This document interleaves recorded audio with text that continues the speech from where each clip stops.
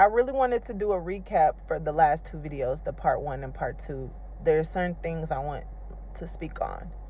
So after all of that, it's like I developed a phobia about accusations. And for the rest of my life, not the rest of my life, from my life since then to now, anytime there is any accusation on me, it sends me in this frenzy. First of all, I over explain.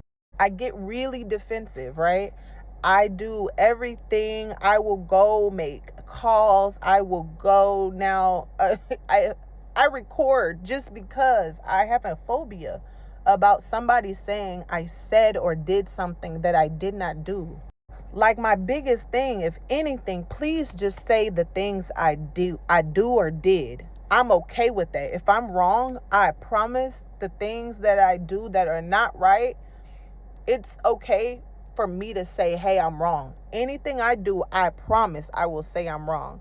But don't accuse me of something I didn't do.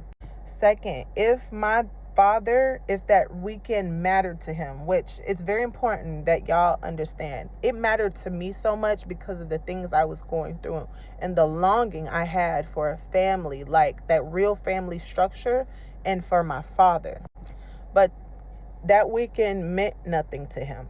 I had to look back on it as an adult and realize he wasn't even really there that weekend. His wife at the time is who, took care of us, took us out, did any activities.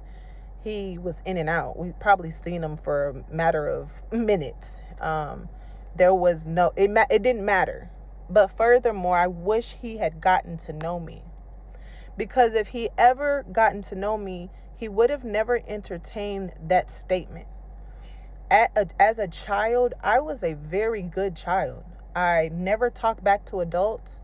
You could tell me to do anything, I did it. I was very obedient, and there's nothing more than I wanted was that. What was there?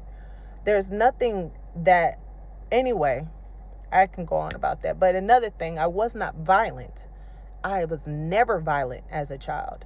I wasn't defiant, like any of those terms, I was not. And I didn't even become rebellious until later in my teens. As a child, I just was not that. And also, the thing about the siblings, like he did throughout all of our lives, I don't know why it was like a division. And I honestly think it could be from his trauma growing up. I don't know. But it's so big to me now, like my own children. They can argue over a sock or who uses the